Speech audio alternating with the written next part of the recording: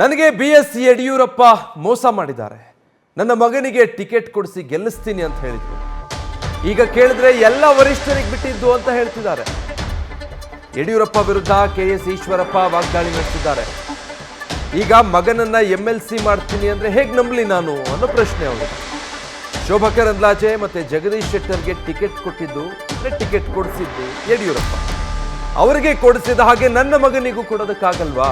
ಹೀಗಂತ ಶಿವಮೊಗ್ಗದಲ್ಲಿ ಮಾಜಿ DCM KS ಈಶ್ವರಪ್ಪ ಹೇಳಿಕೆ ಕೊಟ್ಟಿದ್ದಾರೆ.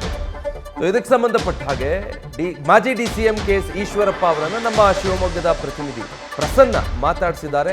ಏನು ಹೇಳಿದ್ದಾರೆ ಈಶ್ವರಪ್ಪ ನೋಡಿ.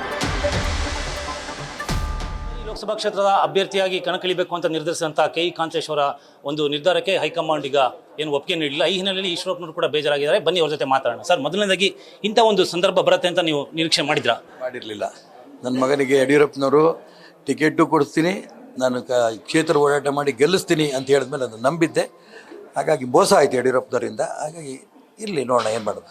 ಸರ್, ಜೊತೆಗೆ ಪಕ್ಷವನ್ನು ಕಳೆದಂತಹ ಈಶ್ವರಪ್ಪನವರಿಗೆ ಮತ್ತು ಯಡಿಯೂರಪ್ಪನವರಿಗೆ ಇತ್ತೀಚಿನ ದಿನಗಳಲ್ಲಿ ಯಾಕೋ ಸಾಕಷ್ಟು ವಿಚಾರಗಳಲ್ಲಿ ಒಂದು ರೀತಿಯ ಅಭಿಪ್ರಾಯ ಭೇದಗಳು ಬರ್ತಾ ಇದೆ. ಯಾಕೆ ಈ ಥರ? ಅದ್ರ ಜೊತೆಗೆ ಅದು ಈಗ ಮತ್ತೆ ಅಂದರೆ ಈಗಲೂ ಕೂಡ ಅದು ಪಕ್ಷದ ಟಿಕೆಟ್ ವಿಚಾರದಲ್ಲಿ ಆಗಿರೋದು ಸಾಕಷ್ಟು ವಿಚಾರದಲ್ಲೂ ನನಗೂ ಯಡಿಯೂರಪ್ಪನವರು ಭೇದ ಇಲ್ಲ. ನನಗೂ ಯಡಿಯೂರಪ್ಪನವ್ರಿಗೂ ಇದೊಂದೇ ವಿಚಾರದಲ್ಲಿ ಭೇದ ಇದೆ, ಅದ್ರಾಗೆ ನನ್ನ ಮನ ಇಲ್ಲ. ಆದರೆ ಇಡೀ ರಾಜ್ಯದ ಕಾರ್ಯಕರ್ತರಿಗೆ ಯಡಿಯೂರಪ್ಪನವ್ರ ಮೇಲೆ ಬೇಜಾರ ಇದೆ. ಪಕ್ಷ ಕಟ್ಕೊಂಡಿರೋಂಥ ಅನೇಕರು ಅವರು ವೈಯಕ್ತಿಕವಾಗಿ ತೊಗೊಳ್ತಾರಂಥ ತೀರ್ಮಾನಗಳು, ಅವ್ರ ಮಗನ ರಾಜ್ಯಾಧ್ಯಕ್ಷರು ಮಾಡಿದ ನಂತರ ಅಪ್ಪ ಮಗನ ಕೈಯಲ್ಲಿ ಪಕ್ಷ ಹಿಡಿತ ಬಂದಿದೆ. ಅವ್ರು ಯಾರ ಮಾತು ಕೇಳ್ತಾ ಇಲ್ಲ, ಅವರೇ ತೀರ್ಮಾನಗಳು, ಅವ್ರ ಫಾಲೋವರ್ಸ್ಗೆ ಅನುಕೂಲ ಮಾಡಿಕೊಡ್ತಿದ್ದಾರೆ. ಪಕ್ಷದ ಸಂಘಟನೆ ಹಿನ್ನಡೆ ಆಗ್ತಾ ಇದೆ. ಇದಕ್ಕೇನಾದ್ರು ಮಾಡಬೇಕು, ಎಲ್ಲರೂ ಅಪೇಕ್ಷೆ ಪಡ್ತಿದ್ದಾರೆ. ಅವರೆಲ್ಲರ ಧ್ವನಿಯಾಗಿ ನಾನೇನು ಕೆಲಸ ಮಾಡಬೇಕು ಮಾಡ್ತೀನಿ. ಏನು ಟಿಕೆಟ್ ಸಿಕ್ಕಲಿಲ್ಲ ಅಂತ ಹೇಳ್ಬಿಟ್ಟು ಈಶ್ವರಪ್ಪನವರು ಏನು ಅಸಮಾಧಾನಗೊಂಡಿದ್ರು ಆ ಒಂದು ಧ್ವನಿ, ಅದಕ್ಕೆ ಸಾಕಷ್ಟು ಧ್ವನಿಗಳು ಸೇರ್ತವೆ. ಉದಾಹರಣೆಗೆ ನಿನ್ನೆ ಕೊಪ್ಪಳದಲ್ಲಿ ಕರಡಿ ಸಂಘನ ಬೆಂಬಲಿಗರು ಟಿಕೆಟ್ ಸಿಕ್ಕಲಿಲ್ಲ ಅಂತ ಹೇಳ್ಬಿಟ್ಟು BJP ಕಚೇರಿಗೆ ನುಗ್ಬಿಟ್ಟು ದಾಂಧಲೆ ಮಾಡಿರೋಂಥದ್ದು. ಅದೇ ರೀತಿಯ ರೇಣುಕಾಚಾರ್ಯ, ಈ ಥರ ಬೇರೆ ಇದ್ದಾರೆ. ಇವರೆಲ್ಲ ನಿಮಗೆ ಸಂಪರ್ಕದಲ್ಲಿದ್ದಾರೆ. ಹಾಗೆ ಅವ್ರಿಗೆಲ್ಲ ಯಾವ ಥರ ನೀವು ಮುಂದೆ ಮಾಡ್ತೀರಾ ಅಂತ? ಯಾರ ಸಂಪರ್ಕವೂ ನನಗಿಲ್ಲ, ಅವರವ್ರ ಸಂಬಂಧ ಅವರಿಗೆ. ಆದರೆ CT ರವಿ, ನಳಿನ್ ಕುಮಾರ್ ಕಟೀಲ್, ಬಸವನಗೌಡ ಪಾಟೀಲ್ ಯತ್ನಾಳ್, ಸದಾನಂದ ಗೌಡರು, ಇವನು ಪ್ರತಾಪ್ ಸಿಂಹ, ಈ ರೀತಿ ಅನೇಕರು ನನ್ನ ಜೊತೆ ಫೋನಲ್ಲಿ ಮಾತಾಡ್ತಿರ್ತಾರೆ. ಇದ್ರಾಗೆ ನನ್ನ ಮನೆ ಇಲ್ಲ. ಎಲ್ರಿಗೂ ನೋವಿದೆ. ಯಡಿಯೂರಪ್ಪನವರು ಮಾಡ್ತಿರೋದು, ವಿಜೇಂದ್ರ ಮಾಡ್ತಿರೋದು ಸರಿ ಇಲ್ಲ, ಇದಕ್ಕೇನಾದ್ರು ಮಾಡಬೇಕು, ಈ ರೀತಿ ಮಾತಾಡ್ತಿರೋಣ. ಯಾರು ಬಂಡಾಯ ನಿಂತ್ಕೊಂಡಂಗೆ ಹೊರಟಿದ್ದಾರೆ, ಗ್ಲಾಸ್ ಹೊಡಿತಾರೆ. ಇದು ಯಾವುದಕ್ಕೂ ನನ್ನ ಬೆಂಬಲ ಇಲ್ಲ. ಹಿಂದುತ್ವ BJPಯ ಪ್ರಮುಖ ಅಂಡ, ಅದರಲ್ಲಿ ಮುಖ್ಯ ಗುರುತಿಸ್ಕೊಂಡರು ಪೈಕಿ ಈಶ್ವರಪ್ಪನವರು ಕೂಡ ಒಬ್ಬರು. ಆದರೆ ಈಗ ಹಿಂದುತ್ವವಾದಿಗಳಿಗೆ ಏನಿದೆ ತಾವೇ ಗಮನಿಸಿದಾಗೆ ಸಾಕಷ್ಟು ಹಿನ್ನಡೆ ಆಗ್ತಾ ಇದೆ ಅಂತ ಹೇಳ್ಬಿಟ್ಟು ಅಂತ. ಅಲ್ಲ, ಹಿಂದುತ್ವವಾದಿಗಳನ್ನು ಬಾಯಿ ಕಟ್ಟೋದಕ್ಕೆ ಯಾರ ಕೈಲೂ ಆಗಲ್ಲ.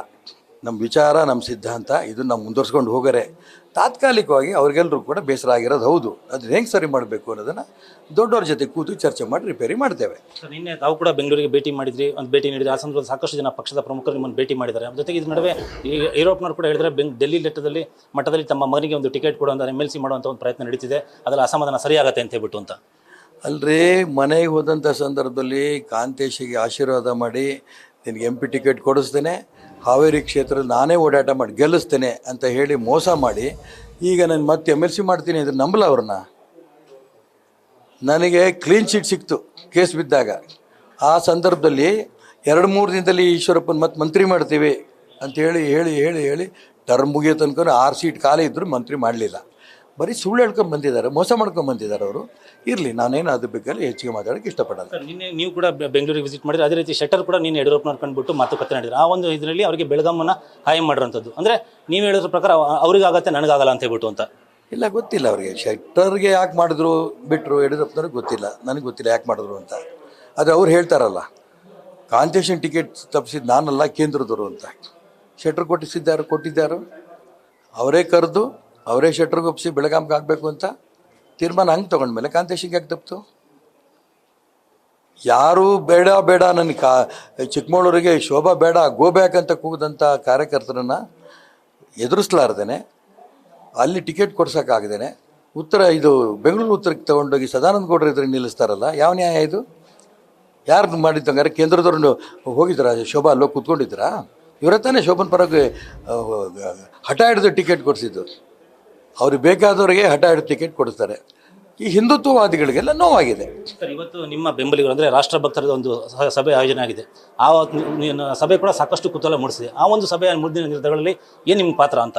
ರಾಷ್ಟ್ರಭಕ್ತ ಬಳಗ ಅನ್ನಂಥ ಶಿವಮೊಗ್ಗನಲ್ಲಿ ನನಗೆ 5 ಬಾರಿ ಗೆಲ್ಲಿಸಿದಂಥ ಕಾರ್ಯಕರ್ತರು, ಹಿತೈಷಿಗಳು 5 ಬಾರಿ ನನಗೆ MLA ಗೆಲ್ಲಿಸಿರೋರು ಅವರಷ್ಟು ಜನ ಸೇರಿ ಒಂದು ಸಭೆ ಮಾಡಿಸ್ತಾ ಇದ್ದಾರೆ. ನನಗೂ ಕರೆದಿರಲ್ಲ, ಹೋಗ್ತೀನಿ, ಅವರೆಲ್ಲರ ಅಭಿಪ್ರಾಯನೂ ಕೇಳ್ತೀನಿ. ಅವ್ರು ಏನು ಲೋಕಸಭೆ ಸ್ಪರ್ಧೆ ಮಾಡಬೇಕೋ ಬೇಡವೋ ಏನು ಹೇಳ್ತಾರೆ ಕೇಳಿಕೊಂಡು ಅಂತಿಮವಾಗಿ ನಾನು ಅಲ್ಲಿ ಘೋಷಣೆ ಮಾಡ್ತೀನಿ. ಈಗ ಸಾಕಷ್ಟು ಸಂದರ್ಭದಲ್ಲಿ ತಾವು ಏನು ಅಸಮಾಧಾನ ವ್ಯಕ್ತಪಡಿಸ್ತಿದ್ರಿ, ಅಂದರೆ ಪಕ್ಷದಲ್ಲಾಗಿರುವಂಥ ಘಟನೆಗಳಾಗಿರ್ಬೋದು ಅಥವಾ ತಮಗಾಗಿರುವಂಥ ಒಂದು ನೋವಾಗಿರೋ ಇದಕ್ಕೆಲ್ಲ ಸಮಾಧಾನ ಮಾಡುವಂಥ ಪ್ರಯತ್ನಗಳಿಂದ ನಡೆದಿದೆ. ತಾವು ಕೂಡ ಅವೆಲ್ಲಕ್ಕೂ ಗೌರವ ಕೊಟ್ಟು ಆಯಾ ಸಂದರ್ಭದಲ್ಲಿ ಆಗಿರ. ಈ ಸರಿ ಇದೇ ಥರ ಆಗುತ್ತೆ ಅಂತ ಹೇಳ್ಬಿಟ್ಟು ಒಂದು ಮಾತುಕತೆ ನಡೀತಿರೋಂಥದ್ದು. ಆಗ್ಬೋದು, ಆಗದೇನೂ ಇರ್ಬೋದು, ನೋಡೋಣ, ಸಾಯಂಕಾಲ ತನಕ ವೆಯ್ಟ್ ಮಾಡಿ. ಅಂತಿಮವಾಗಿ ಯಡಿಯೂರಪ್ಪನವ್ರ ಮೇಲೆ ನಿನ್ನೆ ಒಂದು ಪೋಕ್ಸೋ ಪ್ರಕರಣ ಬೆಂಗಳೂರು ದಾಖಲಾಗಿರೋಂಥದ್ದು, ತಾವು ಅದನ್ನು ಯಾವ ಥರ ವಿಶ್ಲೇಷಣೆ ಮಾಡ್ತೀರಾ ಸರ್? ನೋಡಿ, ಯಡಿಯೂರಪ್ಪನವ್ರನ್ನ ನಾನು 40-50 ವರ್ಷದಿಂದ ಬಲ್ಲೆ, ನನಗೆ ಬೆಳೆಸಿರೋರು ಅವರು. ಆದರೆ ಈ ರೀತಿ ಕೇಸು ಅವ್ರ ಮೇಲೆ ಬರೋಂಥ ಕೆಲಸಗಳು ಯಾವ ಕಾರಣಕ್ಕೂ ಅವ್ರು ಮಾಡಲ್ಲ. ಯಾರೋ ಅವ್ರ ಮೇಲೆ ಮಾಡಿರೋಂಥ ಷಡ್ಯಂತ್ರ ಇದು. ಆಮೇಲೆ ಗೊತ್ತಾಯ್ತು ನನಗೆ ಯಾರು ಇವ್ರ ಮೇಲೆ ಕಂಪ್ಲೇಂಟ್ ಮಾಡಿದ್ದಾರೆ, 53 ಜನದ ಮೇಲೆ ಈ ರೀತಿ ಕೇಸ್ ಮಾಡಿದಾರಂಥವ್ರು. ಅನೇಕ ರೀತಿ ಇದೇ ದಂಧೆ ಅವ್ರದ್ದು. ಹಾಗಾಗಿ ಈ ಒಂದು ಕೇಸಿಂದ ಯಡಿಯೂರಪ್ಪನವ್ರು ಮುಕ್ತವಾಗಿ ಹೊರಗೆ ಬರ್ತಾರೆ ಅಂತ ವಿಶ್ವಾಸ ನನಗಿದೆ. ಸೊ ಇದು ಈಶ್ವರಪ್ಪನವರ ನೇರ ಮಾತು. ಮುಂದಿನ ಚುನಾವಣೆಗೆ ಸಂಬಂಧಪಟ್ಟಂತೆ ಸ್ಪರ್ಧೆಗೆ ಇವತ್ತು ನಡೆಯುವಂತಹ ರಾಷ್ಟ್ರಭಕ್ತರ ಒಂದು ಸಭೆ ಮೇಲೆ ನಿರ್ಧಾರ ಆಗಿದೆ. ಅದನ್ನು ಆಧರಿಸಿಬಿಟ್ಟು ನಾನು ಮುಂದಿನ ನಿರ್ಧಾರಗಳನ್ನು ಪ್ರಕಟಿಸ್ತೀನಿ ಅಂತ ಹೇಳ್ಬಿಟ್ಟು ಕ್ಯಾಮ್ರಾಮನ್ ಮಹೇಶ್ ಜೊತೆಗೆ Prasanna, news first, Shivamogga. News first ನಿರ್ಭೀತಿಯಿಂದ ನಿಮ್ಮ ಪರವಾಗಿ.